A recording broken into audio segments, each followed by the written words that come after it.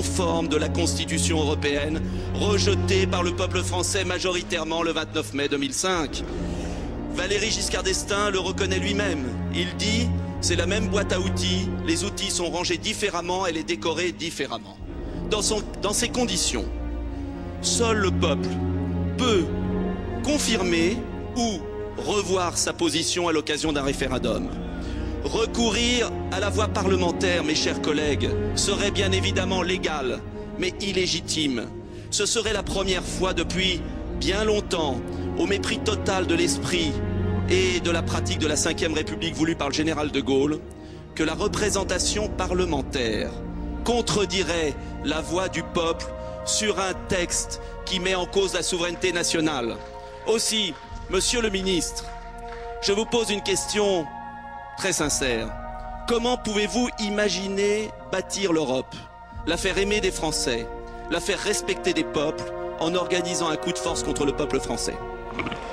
Vous avez les principales multinationales, les banques, parce que ces plans n'aident pas les pays, ils aident les banques. Et une fois que les banques auront retrouvé leurs biens, les contribuables français et allemands paieront la dette de la Grèce.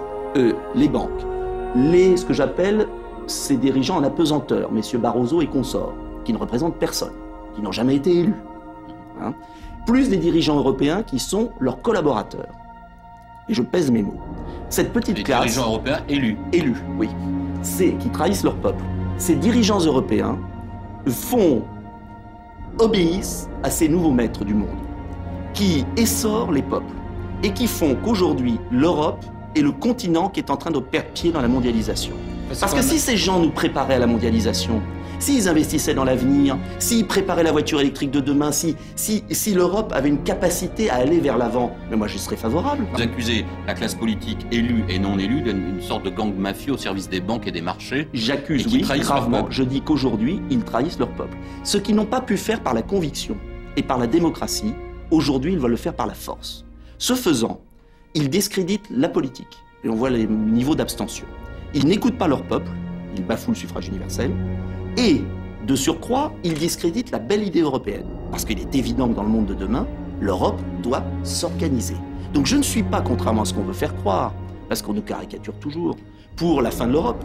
Je dis que ces gens-là, qui tiennent à ce système, parce que l'euro favorise les rentiers, l'euro favorise les grandes multinationales qui échangent entre elles, l'euro favorise outrageusement des banques privées qui prêtent aux États et qui font un bénéfice, pardonnez-moi l'expression un peu triviale, sur le taux que leur prête la Banque centrale. C'est un pays, moi j'étais très surpris en y allant, c'est un pays récent qui a vécu sous la domination anglaise pendant des siècles et qui est très attaché, et beaucoup plus que les Français. En France, il y avait une dimension sociale du vote. Là-bas, il y a vraiment une dimension démocratique en disant mais qu'est-ce que c'est que ce truc? On va perdre notre Parlement, à quoi il va servir? Il va être vidé de sa substance. Et c'est tout à fait louable. Alors, c'est dit avec des mots, mais moi j'ai envie de vous renvoyer tout. Guy Sormand, pardonnez-moi, mais à ce fameux discours de Victor Hugo sur le suffrage universel. Comment légitimer à l'époque les gens le suffrage censitaire en disant ils sont demeurés, ils ne peuvent pas voter? Mais on nous dit la même chose aujourd'hui. En gros, il ne fallait pas que Giscard dise que c'est une constitution parce qu'on aurait pu le faire adopter par les parlements. C'est ce qui a été fait en France. Ce n'était pas une. Mais c'est une modification radicale du fonctionnement des pouvoirs. C'est pas ça une constitution. On vit de sa substance notre démocratie. Et circuler, il n'y a rien à voir, les parlements. C'est ahurissant ce qui s'est produit en France. J'ai crié dans le désert, même les gens du non, je me suis retourné, il n'y avait plus personne. C'est ahurissant ce qui s'est passé en France. Le Parlement a voté à 85% en début d'année, un texte qui a été refusé par 55% des Français. Et dans un silence incroyable, mais on n'a jamais vu ça en République. Donc vous êtes le chef de file d'un parti gaulliste qui défend la souveraineté nationale. Voilà. À l'heure de la construction européenne, c'est pas un peu dépassé, voire aspiré? C'est complètement d'actualité, puisque cette construction européenne est en train d'échouer lamentablement, parce que justement elle a oublié les nations. Elle doit s'appuyer sur elle pour forger des coopérations concrètes. C'est tout l'inverse de ce qui est fait aujourd'hui. Et quand l'euro va exploser dans les prochains mois, vous reviendrez me voir. Parce que l'euro donc va exploser. Bien sûr, puisqu'il est en train d'asphyxier les économies et il est en train de les tuer. Et quand vous aurez des révolutions en Grèce, en Espagne et bientôt en France, eh bien tout ça tombera par terre et on reconstruira l'Europe sur des bases vraiment saines.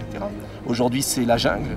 C'est la jungle où les plus riches, alors M. Proglio est content, M. Sarkozy, les uns les autres, ils sont tous très contents de ce petit monde. C'est un monde qui est doux aux forts et dur aux faibles.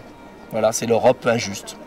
Moi, vous savez, mon seul objectif, c'est parler, parler, parler, ne pas être trop boycotté par certains médias aux ordres, et faire en sorte que les gens se disent enfin il y a un nouvel espoir et qu'il y a d'autres choses qui existent. Voilà, parce qu'on entend toujours les mêmes. Voilà, PS, UMP, UMP, PS, et les gens veulent plus d'eux. C'est tout, c'est pour ça qu'ils ne votent plus. Simplement, il faut entendre le Front de gauche, il faut entendre le Modem, il faut entendre nous, il faut entendre la diversité.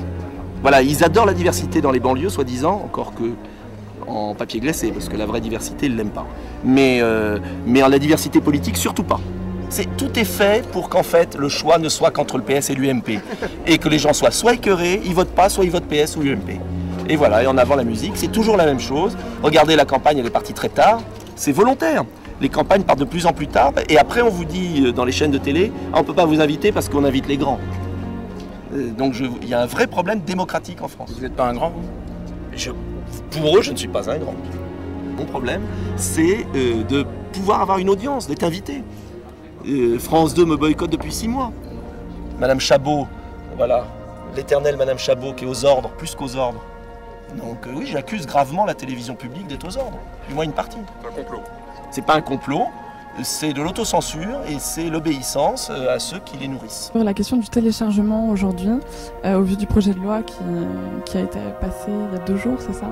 Projet de loi déposé par le gouvernement que je combattrai à l'Assemblée nationale parce que le téléchargement, c'est le résultat du numérique. Une formidable occasion de partager les œuvres gratuitement.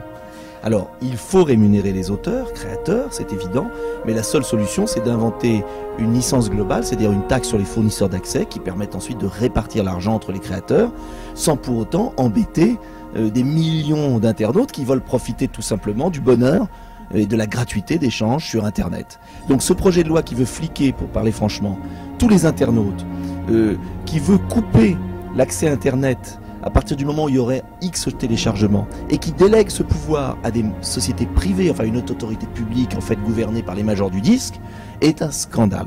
C'est un scandale attentatoire aux libertés et surtout c'est absurde parce que c'est exactement comme les moines copistes, vous savez, qui recopiaient la Bible, qui voulaient interdire l'imprimerie. Il y a un moment, l'imprimerie l'emportait. C'est comme aux États-Unis, la loi qui voulait interdire la diffusion de musique à la radio, de disques à la radio. Ça n'a pas tenu quelques années, c'est évident. Donc il faut acter ce qu'est Internet, permettre une rémunération des auteurs, et puis laisser la liberté l'emporter. Et que pensez-vous alors de cet événement qui se déroule à la mairie du 2e sur la culture libre accès, justement ? Écoutez, c'est toujours bien de se mobiliser, quels que soient les partis. Moi, avec Debout la République et tous les militants gaullistes, on va se mobiliser parce que la liberté de communiquer, c'est quand même important. Et j'aime pas voir l'État qui abdique l'autorité publique à des majors privés pour tout ça, acheter des CD. Je sais pas combien ça vaut d'ailleurs un CD. 15 une vingtaine d'euros. Alors même que ça leur coûte 1,5 €. Hein. Merci de soutenir le mouvement. Moi, je suis très surpris sur la question des transports. On nous parle toujours de grands projets. Il y a le fameux Grand Paris de 20 milliards d'euros qui est une aberration. Plutôt que de parler de grands projets, moi j'aimerais qu'on mette en place des lignes de bus. Ça coûte beaucoup moins cher.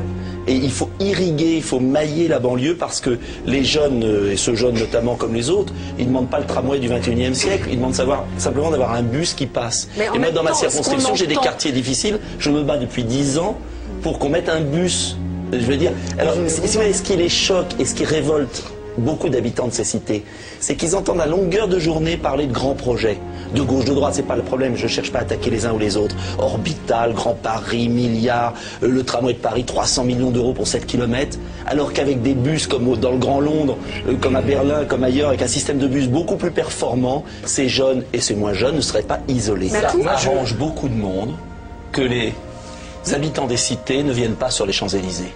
Parce que si les Parisiens, et notamment de l'ouest de Paris, vivaient ce que les habitants de banlieue vivent, eh bien très vite, il y aurait des réactions.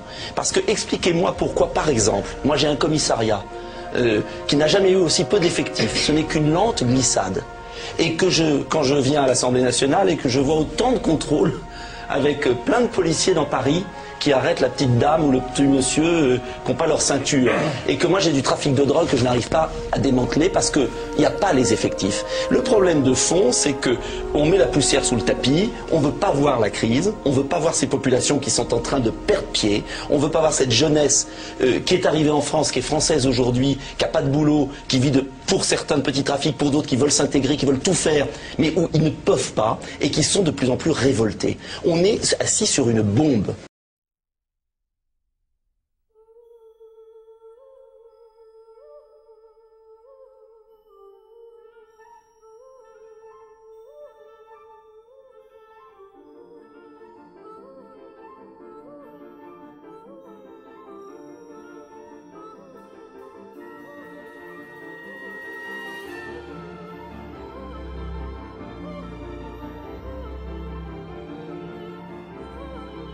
Les électeurs hierrois qui nous ont accordé un tel score ce soir, 79,7% des voix. J'avoue avoir été surpris par l'ampleur de ce soutien. Tous les membres de ma liste et moi-même, nous sommes honorés et ce score est une énorme exigence pour demain. En 2001 déjà, nous avions atteint 76% des voix. Nous ne pensions pas dépasser ce score historique. Là, nous le dépassons et cela veut dire très clairement pour nous que nous respecterons d'autant plus les engagements, que nous travaillerons sans relâche pour faire de notre ville un modèle d'équilibre. Alors j'ai envie tout simplement ce soir, après cette joie, de vous dire tout simplement merci. Merci, nous serons dignes de votre confiance. Si l'on regarde les 15 bureaux de vote, les scores sont homogènes. Ils s'étalent entre 78 et 83% à l'exception d'un bureau qui est à 70. Si l'on regarde le score des environs, notre ville se détache très largement. Mais cela veut dire que la manière dont on procède ici à Hyères est différente peut-être.